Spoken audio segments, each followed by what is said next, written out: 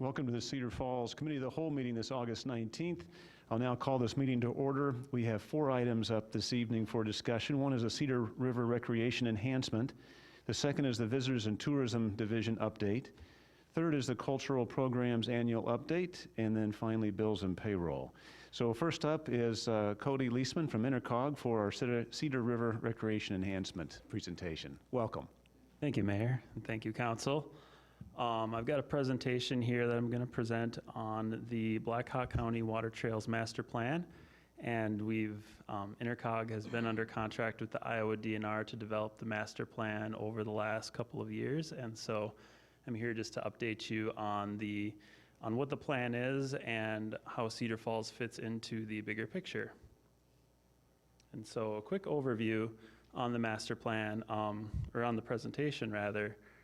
I'll give you a quick background on what is a water trail and what are the water trails in Blackhawk County, and also explain how Cedar Falls efforts will align with the other governmental entities in the county, both the cities and the county entities. I will describe the amenities, some of which are recommended in the master plan. There's 5 parks in Cedar Falls that are addressed, and then what the next steps are. I'll get the clicker. All right. So on your screen is a map of the county showing the water trails. There are 41 miles of the Cedar River and 14 miles of Blackhawk Creek included in the plan. And so Cedar Falls is a part of it, but it's much broader. It covers the whole county. Not every river. You'll notice there's a couple creeks that are not included, but it includes all of the Cedar River and the Blackhawk Creek to Hudson, and you'll see there are several jurisdictions that have been involved, including the Blackhawk County Conservation Board, Iowa DNR Rivers Program, the DOT, and of course not shown is Intercog.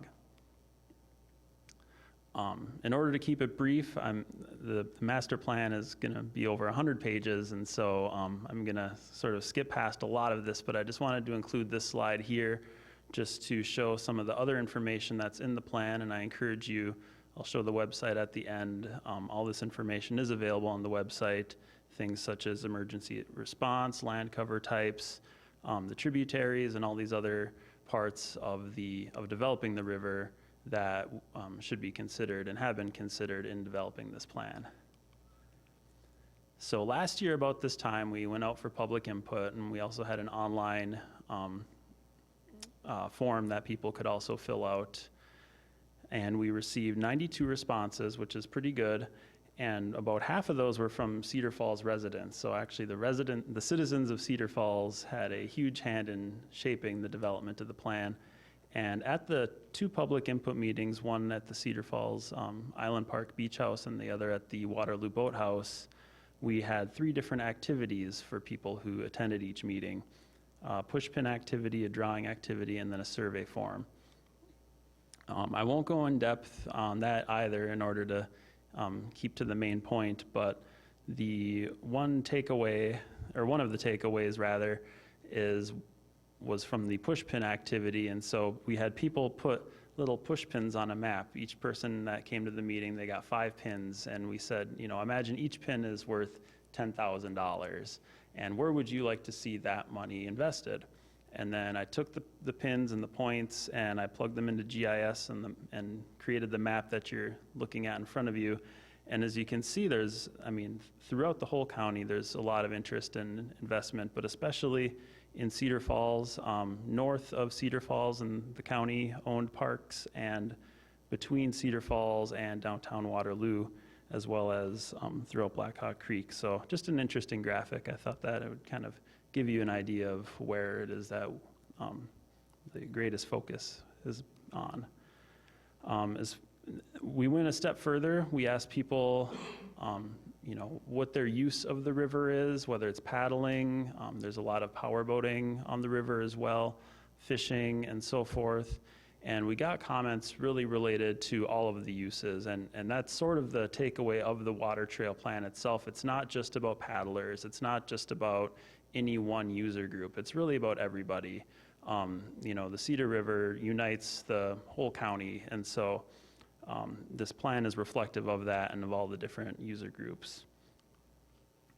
So the recommendations, it's really the focus of today's presentation.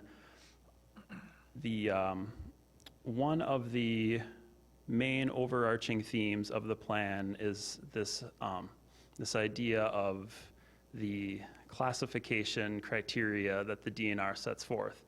So there's water trails that are state designated throughout Iowa, and the DNR pretty much puts in a box every river segment that it classifies as a water trail. So it's either a gateway segment, a recreational segment, a challenge segment, or a wilderness segment.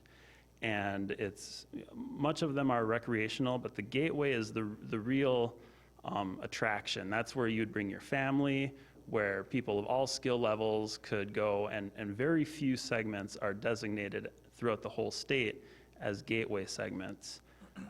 The only segment in the county here that's a gateway segment is this section between downtown Cedar Falls and downtown Waterloo. As you saw on the previous map with the big circles, there's a lot of interest in investing in the area between downtown Cedar Falls and Waterloo, and it really represents an ideal corridor from a planning standpoint too, because between the two, there's a lot. It's really almost a tapestry of city, county, and state-owned lands. And so whereas a lot of the water trails, they run into challenges with private land ownership, this corridor between downtown Cedar Falls and downtown Waterloo is almost entirely publicly owned. And so that is sort of an overarching recommendation, but really developing that, building upon that, and building upon that multi-jurisdictional relationship between Cedar Falls, Georgia Wythe State Park, and the city of Waterloo as well.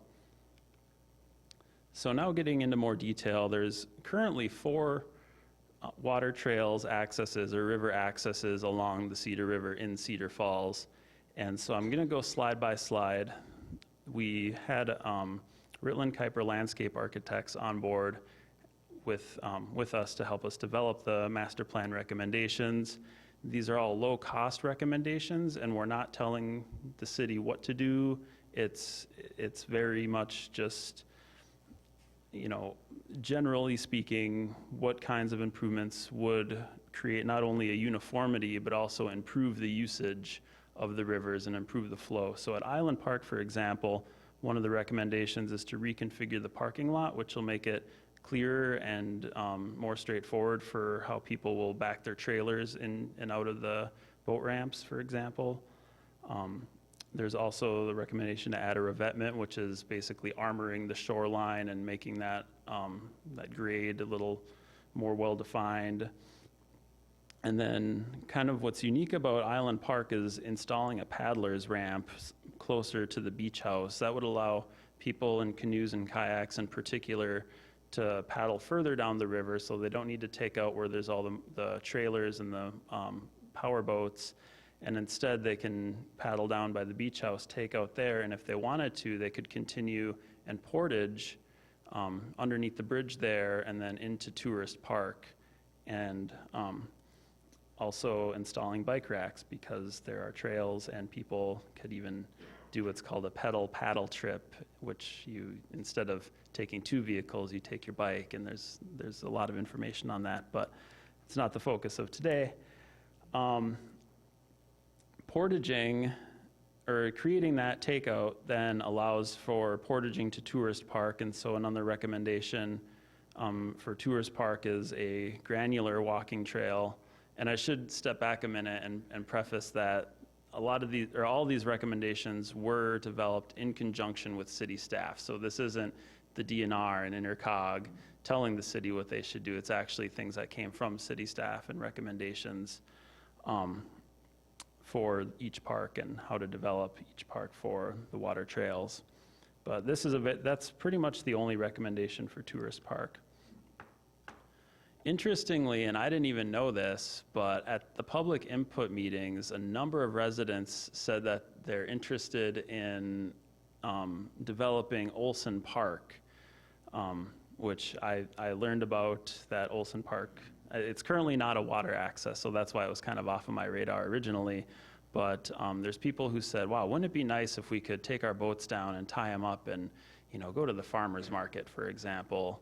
And so that is something that we included in the plan, should the city choose to pursue that as one opportunity.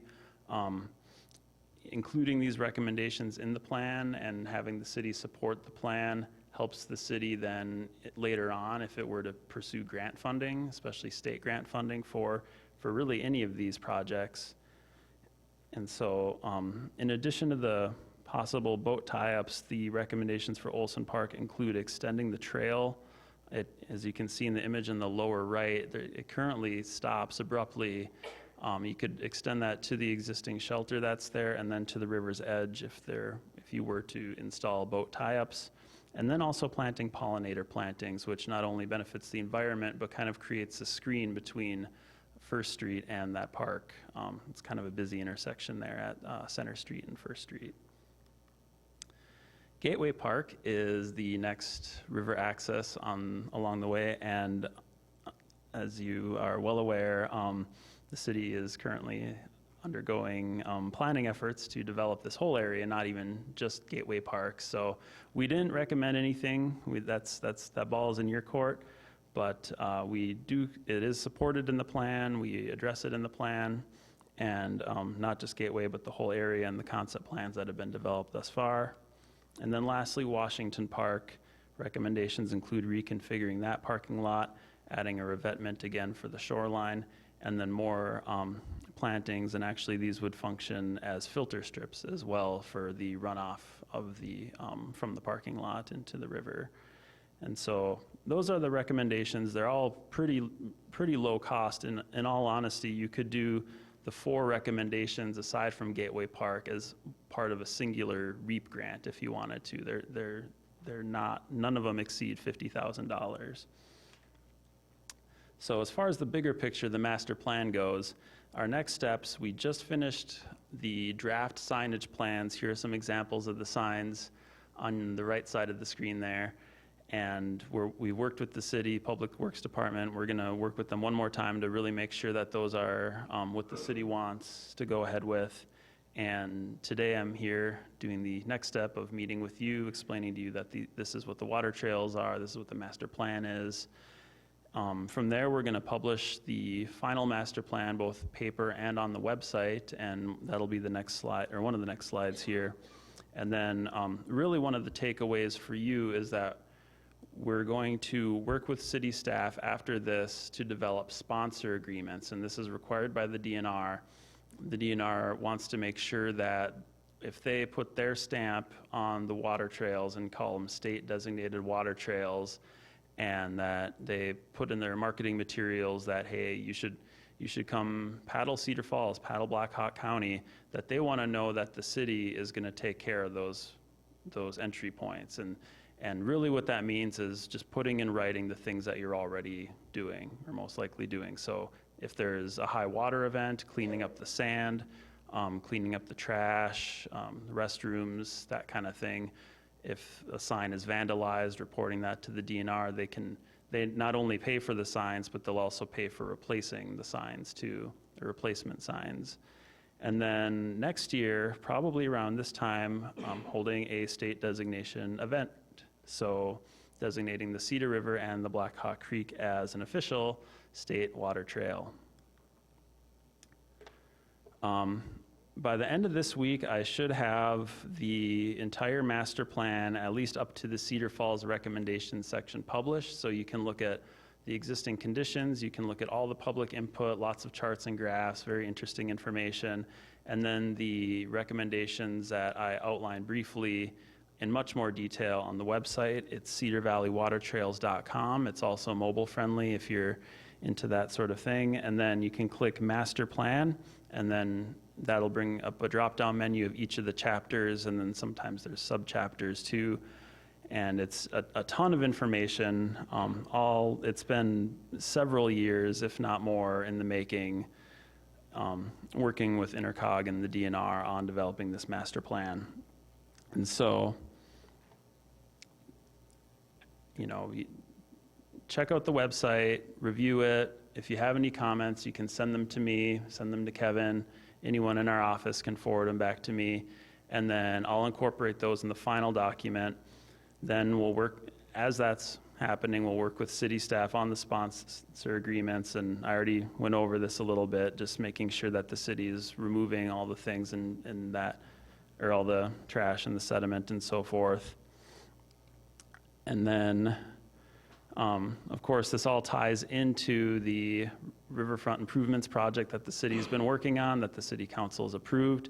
And so the plan supports the project supports the master plan, and I'm just here to present both what I need, or what the DNR really has requested, that we, make the elected officials aware of the plan and the sponsor agreement, but then also showing that that does tie in very well with the riverfront improvements project. The project will work very well with the gateway designation of that segment, and then through that, the DNR will be putting out materials promoting this area as a water trail destination statewide, with signage and the whole nine. So that was pretty much a summary of the presentation. Thanks, Cody. Appreciate that. Appreciate the work Intercog and Kevin's here this evening. Appreciate the work all you folks do. We'll certainly open it up for council questions tonight. To Cody.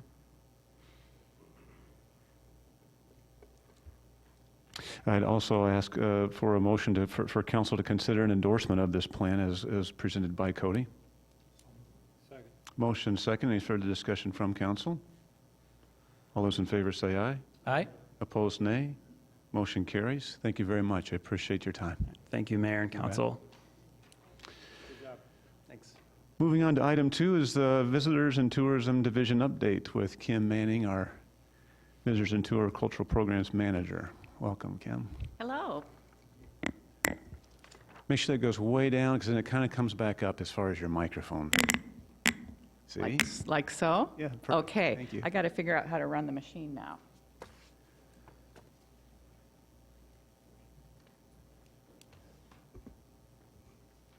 Thank you, Stephanie. Yeah.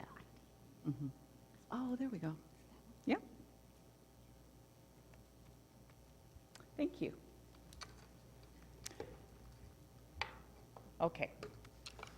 I got to keep to my script so that I give Heather plenty of time this afternoon as well. So thank you for this opportunity to update you on our activities. I was here last year to share about our 30th anniversary and some of the things that we've been doing to date through that. And this year, I'd like to share a bit about the strategic planning process that we recently went through. As you know, things are really changing here in town. We've got a lot of great development happening, and we're very excited about the new Hampton Inn that's about to open any day now here in the downtown area. They'll be adding 130 beautiful new rooms to our inventory, and it's located right in the heart of the downtown district.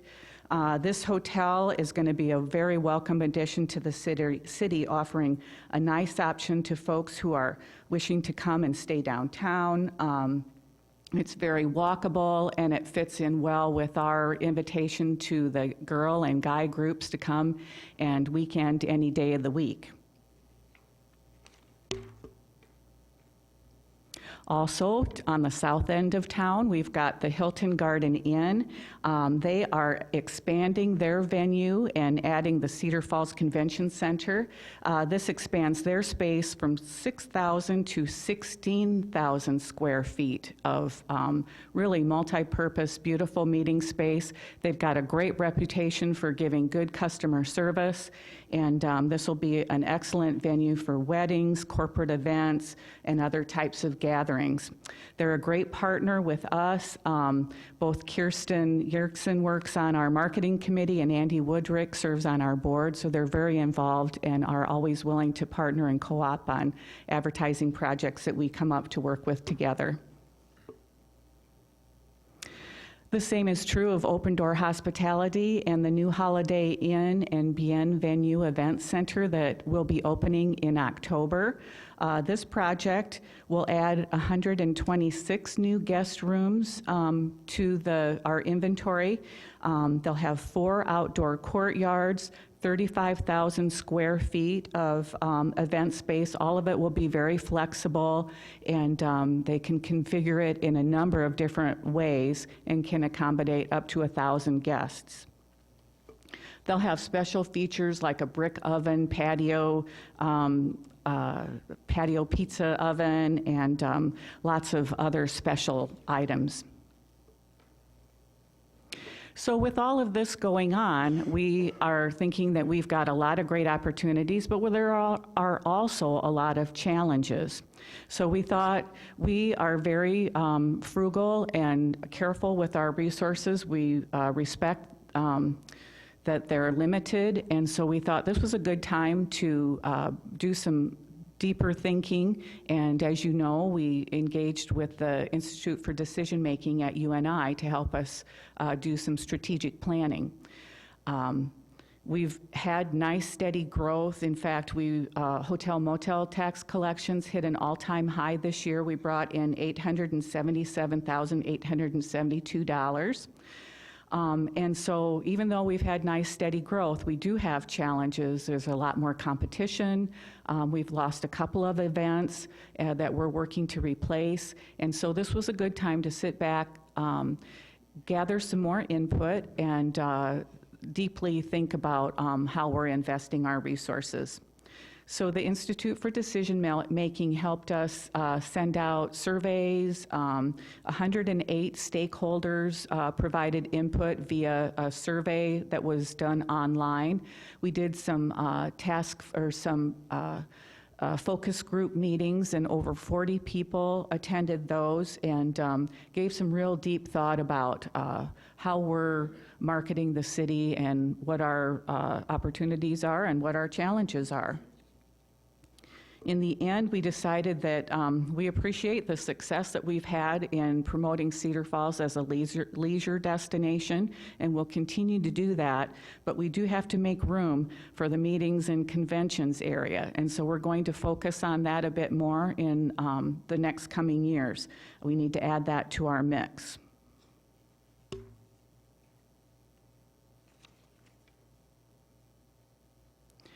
We also need to refine the way that we are explaining the impact of tourism. An example, maybe we sometimes give too many statistics. We're going to try and focus that down, funnel down to what's really meaningful so that it's easy to understand, and we can garner more support for the activities that we're working on. So here's an example. If we have 830 hotel rooms in the city, which will soon be 1,086, let's say just half of those rooms are full on a given night, and that's a pretty low percentage. That means 543 travel parties will be in our city each and every day. So if you multiply that by 365 days in the year, we've got 198,195 travel parties coming to Cedar Falls. And those people are not going to just sit in their hotel room at night. They're going to get out and they're going to do things. They're going to go downtown or to the hill and maybe go to a restaurant, fill their tank with gas. The Iowa Tourism Office conducts research every year, and it's at the visitor centers, and they tell us that the average travel party spends $358 a day while they're here overnight. So if you multiply that out, that's $70 million in direct spending from the visitors. And that's just the overnight visitors. Day visitors, we estimate spend about $75 a day.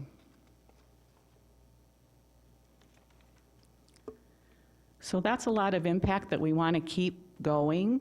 The U.S. Travel Association tells us that visitors, this is people that are traveling at least 50 miles from home, that they spent in Black Hawk County $386 million in 2017. $240 million was generated in state and local taxes. And these are taxes that our residents won't have to pay because our visitors have come in and provided that income for us. As I said earlier, last year's hotel motel tax was up $877,872. This revenue is not paid by our residents. It's brought to us from the visitors. So it funds our operations at the Visitor Center, and also it helps with other projects like the Hearst Center, parks projects, trail maintenance, and other types of projects. So anything we can do to keep this motor purring is going to be helpful to everybody. So back to the strategic plan that we worked on with IDM. After gathering all the input, Drew Conrad and James Holscher came and met with our board and kind of digested all of the information and prioritized what we think was going to be what we need to work on the most. The result is the strategic plan that's in front of you. And the basic takeaway that we want to share is that we're going to focus more time and resources on attracting meetings, conventions, and other types of group travel in the next couple of years.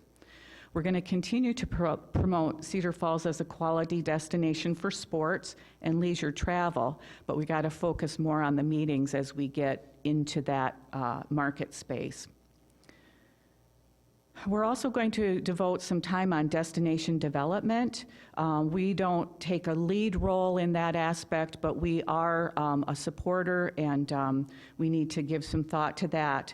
And that kind of work is going to require strong relationships, so we're going to spend a little bit more time cultivating relationships and learning what changing demographics are doing to our industry, trying to make sure that we have a lot to do that interests all ages throughout all times of the year. So going through the plan, the marketing, conferences, and business travel section, as I said earlier, that's going to be a focus. The role of the Visitor Bureau is to seek out planners and let them know we're interested in their business and to cultivate relationships with them. We'll do this by placing advertisements, generating inspirational content for our social media platforms, and attending shows and other sales opportunities. We promote the vibrancy of the community, the ease of getting here, our affordability, and all of that, and work closely with the sales staff at all of our hotels.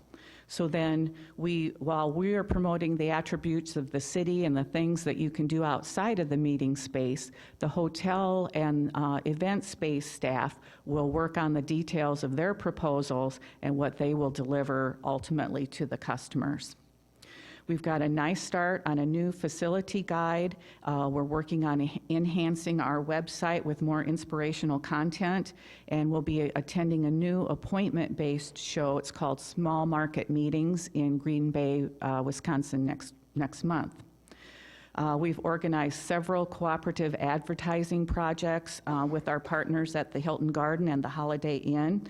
And we're also working on a familiarization tour for representatives of Helms Briscoe. This is a third-party meeting planner group so that they can come and experience firsthand what we have to offer here in Cedar Falls.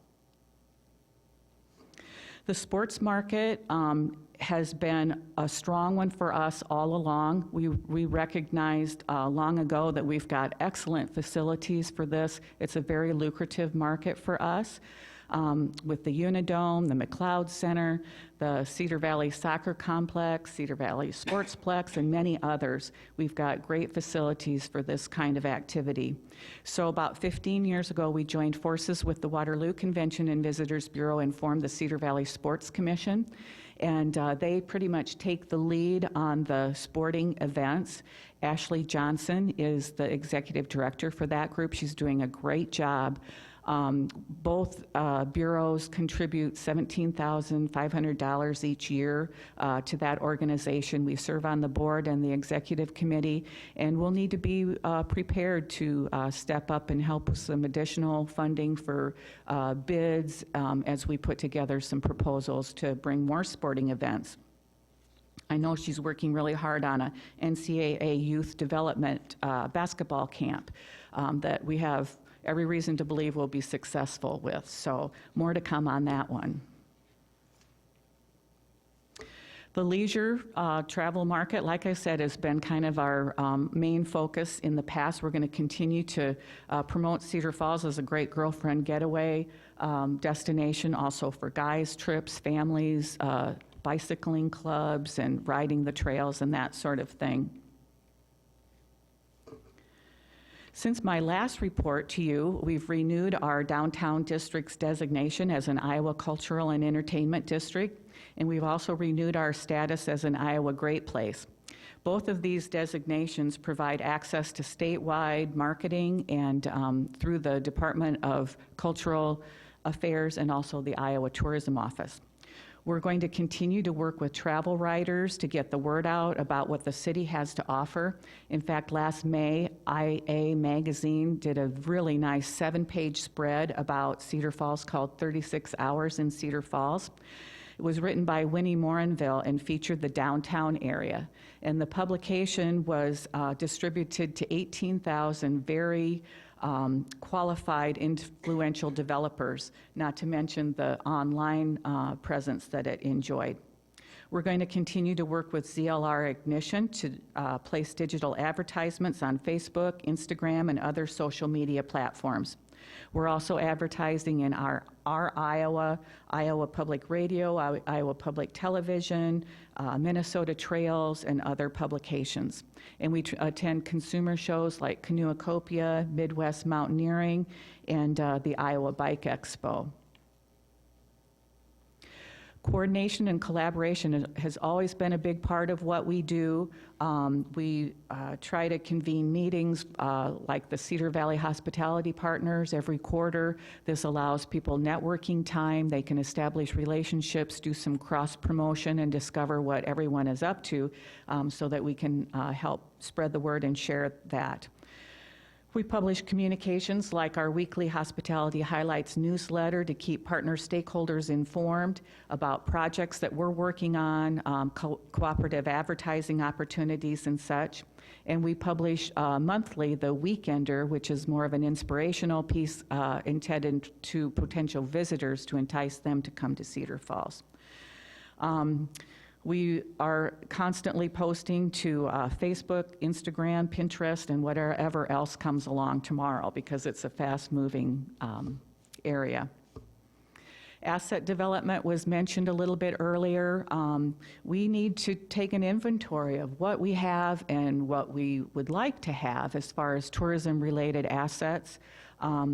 There's evaluating and understanding that will help us identify the challenges and the opportunities that exist, and we hope to work with you and I to accomplish this. There's also a number of other market studies that have been conducted already that we can learn from and make use of. Group tour marketing refers to groups that are pre-formed and they come and they do a pre-planned itinerary. Oftentimes they arrive by motor coach. But not always.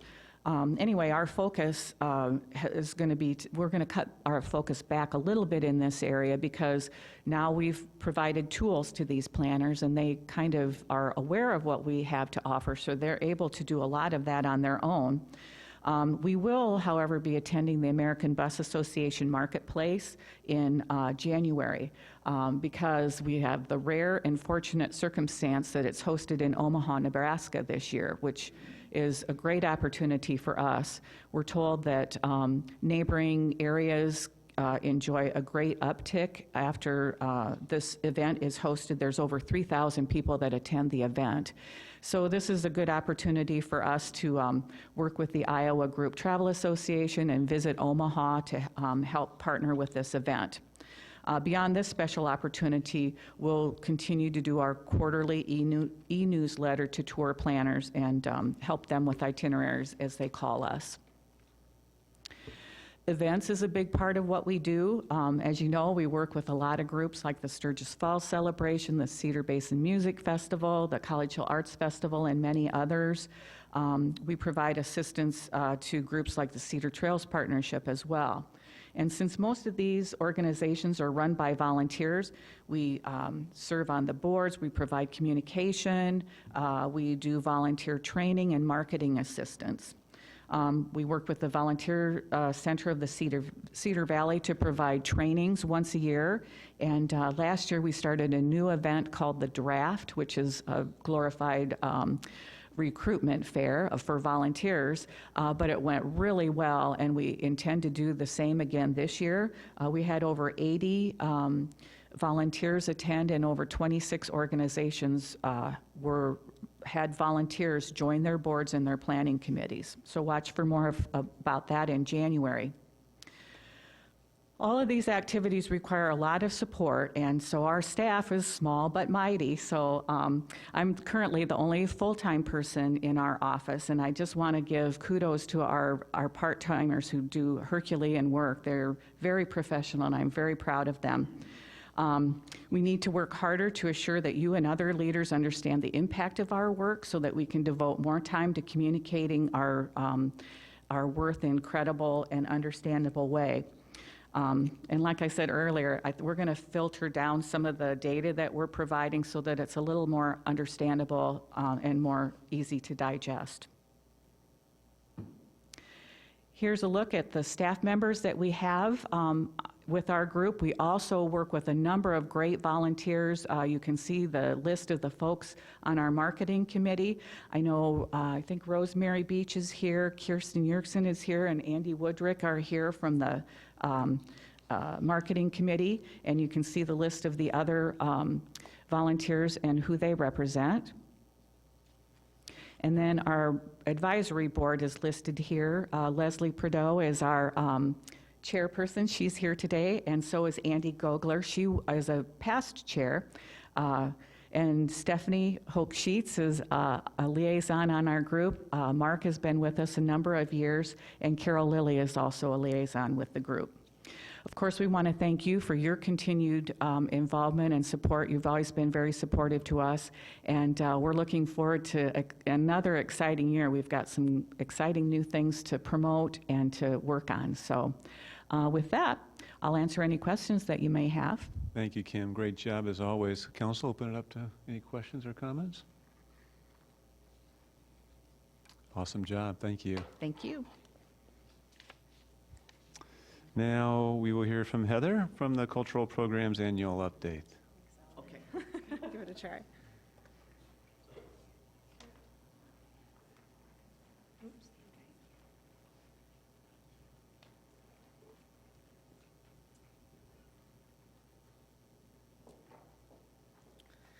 Good evening. Thank you, Mayor. Thank you, Council, for having me tonight. I am Heather Skeens. I'm excited to be here this evening to give you the update from Cultural Programs. I'll see if this is going to work here. Okay, we're working. I'm here to give you a little update on our successes from this year and some things that we're working on. I will just point out before we get started, at the bottom of my slide, I have included some national statistics from Americans for the Arts, which is an organization based out of Washington, D.C. And I think these statistics really help illustrate the impact of the arts. They have a new report out, and although we don't have time to kind of get into that report this evening, I hope you all might pop on and check out americansforthearts.org and take a look at that report.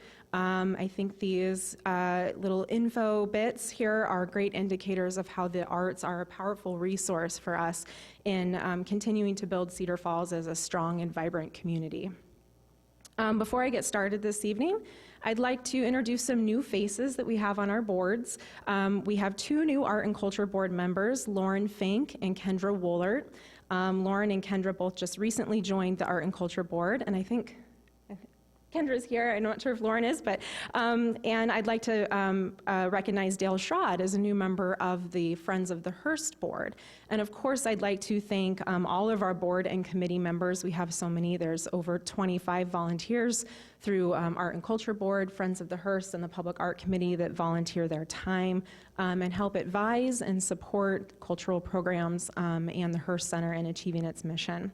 I'd also like to thank Kate Brennan Hall, who is here this evening, for stepping up and taking a leadership role with the Art and Culture Board this year. She's our new president. And of course, to thank Jim Kearns, who's also here, for his years of leadership of the Art and Culture Board.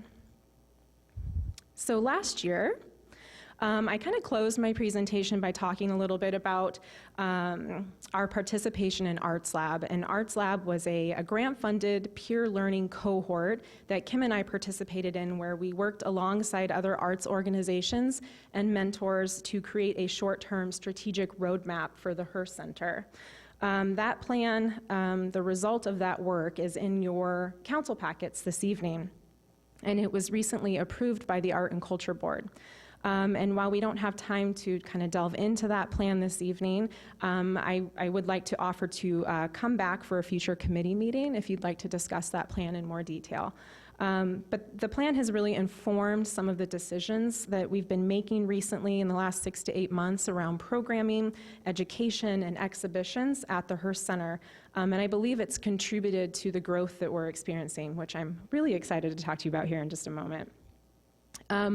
So I pulled together a couple of themes from that plan to just talk about this a little bit tonight. They're very broad, but again, they kind of illustrate the direction that we've been working in. So first, opportunities for deeper engagement. We've been working on trying to tie things together at the Hearst Center. So aside from just providing programs and exhibitions and classes for people to engage in, when we can, we're working to tie those opportunities together to create more meaningful experiences, to put the artwork or the program that we're presenting into context for the community. So a great example from this past year was an exhibition that was a partnership with the UNI Center for Holocaust and Genocide Education and Dr. Stephen Gaze, who we worked with very closely, to bring a show in of portraiture of Holocaust survivors from Denmark. We borrowed that exhibition from the Holocaust Museum in Florida. And in conjunction with that exhibition, we hosted a variety of public programs to help contextualize the show. So we had a book discussion group, we had a couple lectures, we had a award-winning documentarian come in and screen her film that was on the same subject matter, and then she was available for a Q&A from the public. But one of the most impactful and moving events in conjunction with that show was a public talk with a Holocaust survivor from Denmark. Steen Metz came from Chicago. We invited him to speak at the Hearst Center, and he gave an incredibly emotional and important talk at the Hearst Center about his experience as a young boy fleeing Denmark and ultimately being captured with his mother and then sent to a camp. It's events like that that really put what we're doing into context for the community and create really unique experiences for the community. Another example of an opportunity for deeper engagement, we're pairing some hands-on art activities with our exhibition opening reception. So if you've been to a reception recently, you might have made something as well as just kind of been part of the activities at the Hearst Center. This is the image at the left here is of a collaborative art making experience that we hosted in conjunction with a UNI group called Art Can Help, which is a group that ties kind of mental health issues together with art making. And they hosted a collaborative project where people were stitching an artwork together in the gallery during the opening reception. Whoops, got ahead of myself. And then we're really excited about these things that pop up in the community that are not necessarily staff-driven at all. So, for example, we had an exhibition of Dazzle Camouflage, designs from World War I, ship designs, ship camouflage. That was also an exhibition that was a collaboration with UNI.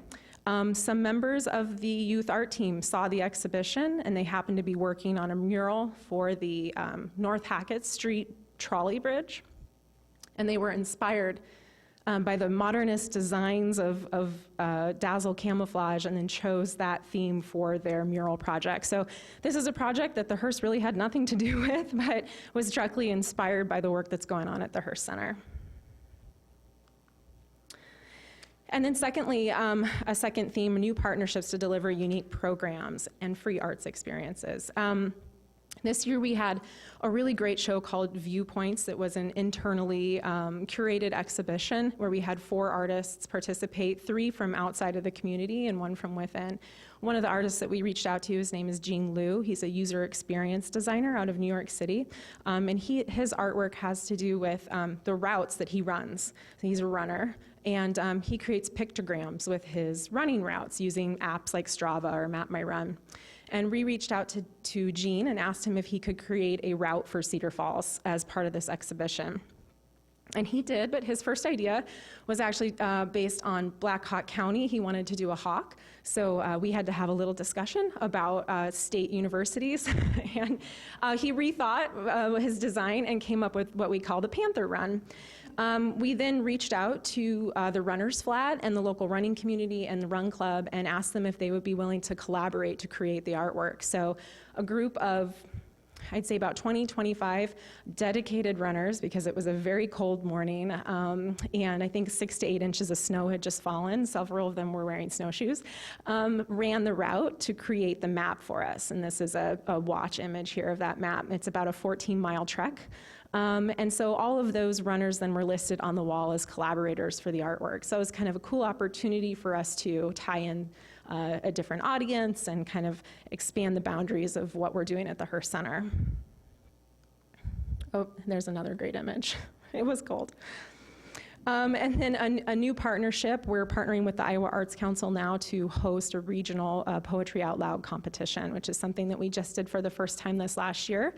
It is grant funded, it doesn't cost us anything, and it doesn't cost the participants anything, but it's a regional poetry recitation contest, and then we were able to send one student to the state championship. So it was a lot of fun. We're gonna be doing that again in October.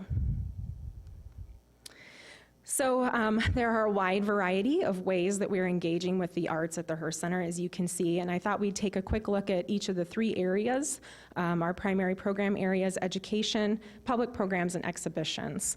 With regards to our education programs, of course, we're linking to larger projects and programs, as I've kind of described already in my introduction, but we're also increasing the quality and variety of our offerings, and I think this is helping contribute to some of the growth that I'll report here in just a moment.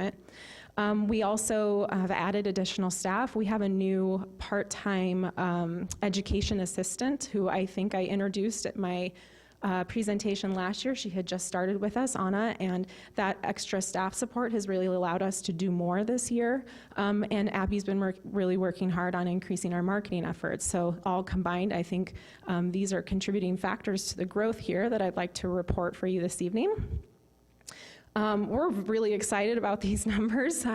So you can see here, we have nearly doubled the participants in our on-site education. So that includes classes, workshops, one-day workshops and multi-day workshops, spring break camps, summer camps, anything that someone registers for in the education department at the Hearst Center.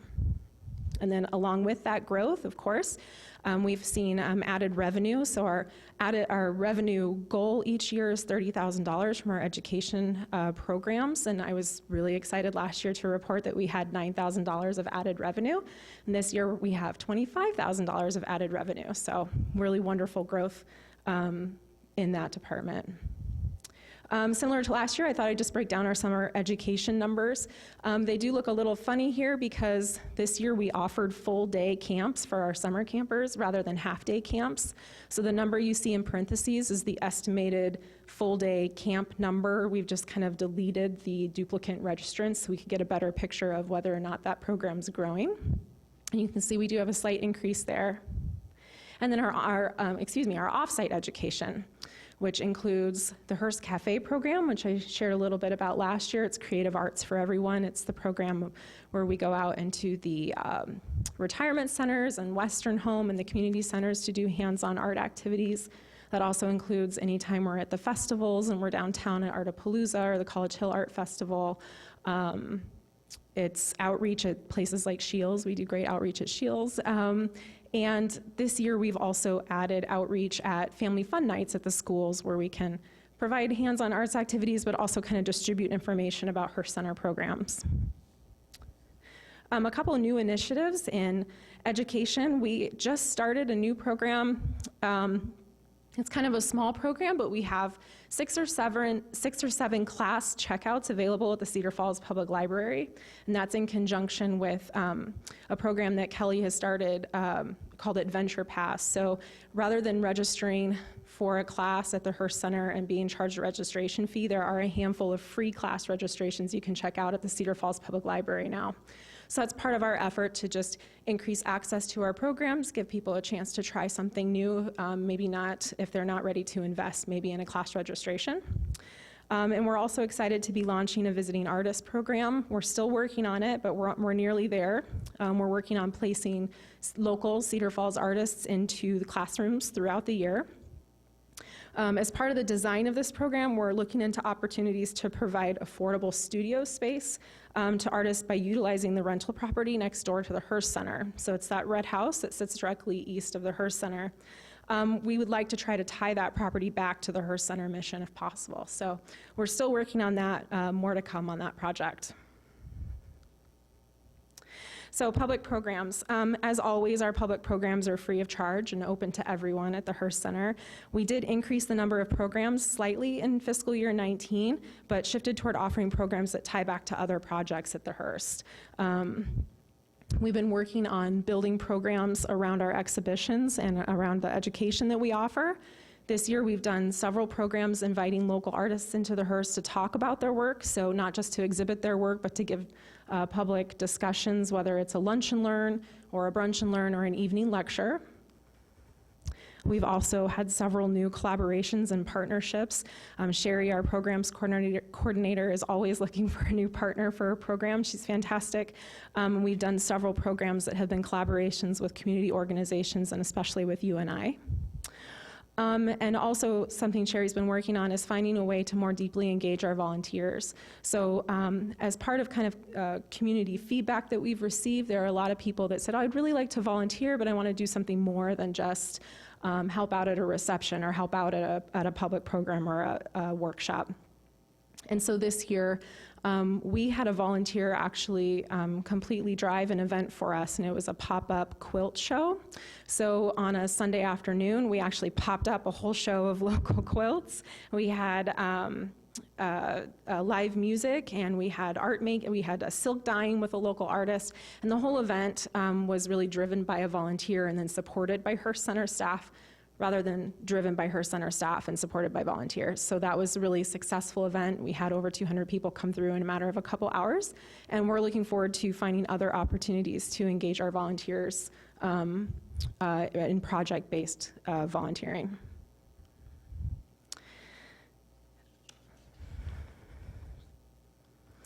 We hosted 10 exhibitions in fiscal year 19, and our exhibition calendar is a mix of work from area artists, both past and present. We also show works of historical or cultural significance and loaned exhibitions from a variety of different media.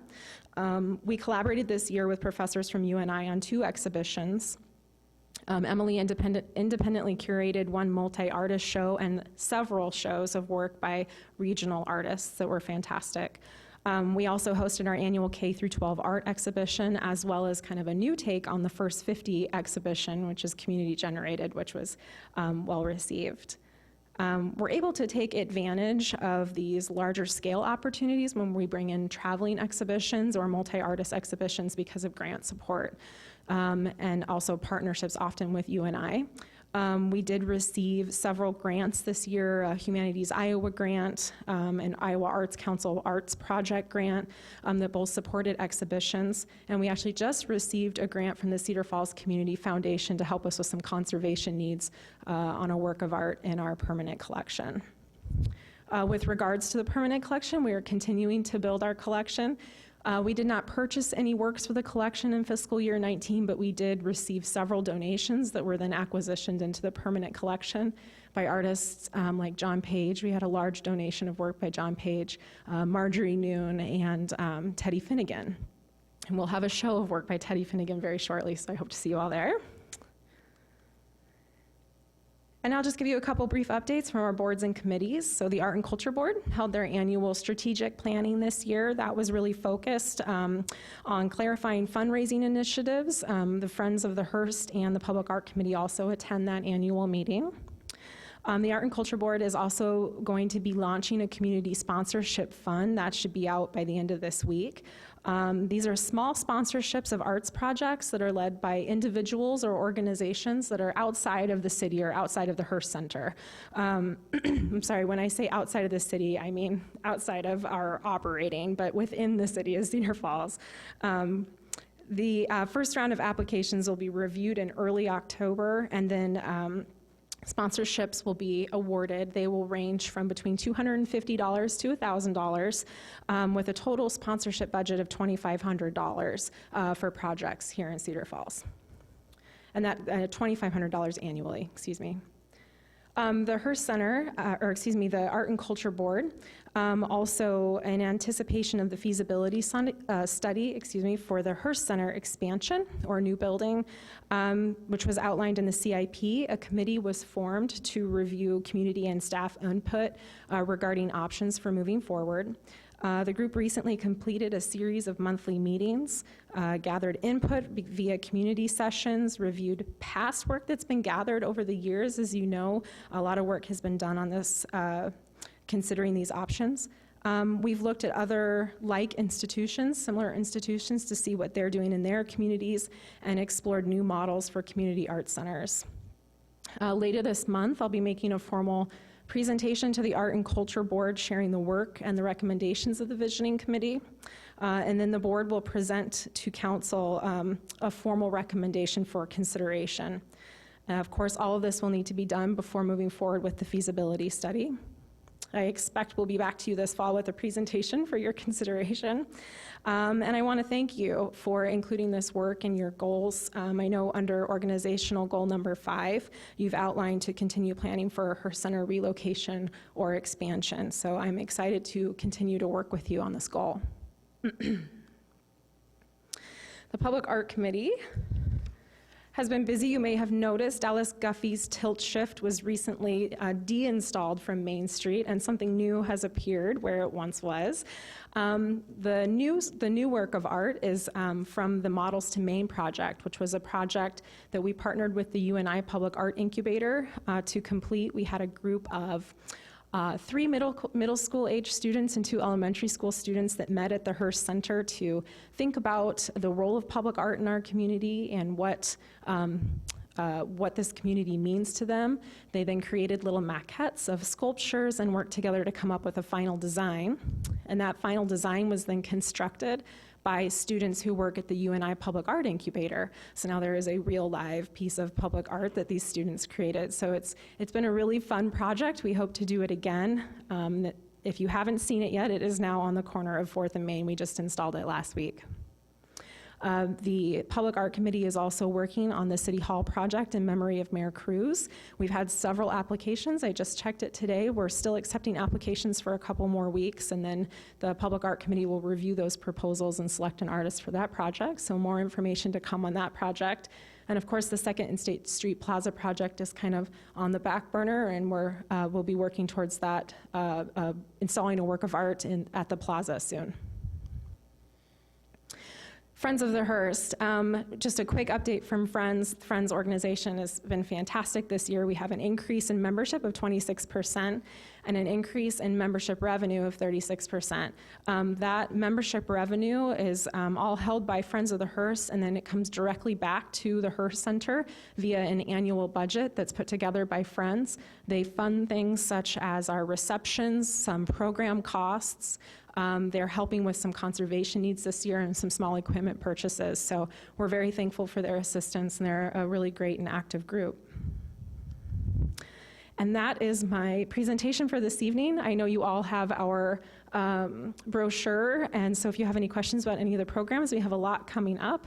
And I'm sure I'll be back to speak with you again soon about a couple of those other projects I mentioned. But if you have any questions, Thank you, Heather. Great job, as always. Open it up to council. Any questions? Good. thank you. Thanks very much. Appreciate it. Yes, of course. Moving on to the final item this evening, is there a motion to approve bills and payroll? So moved. Motion second. All in favor, say aye. Aye. Opposed, nay.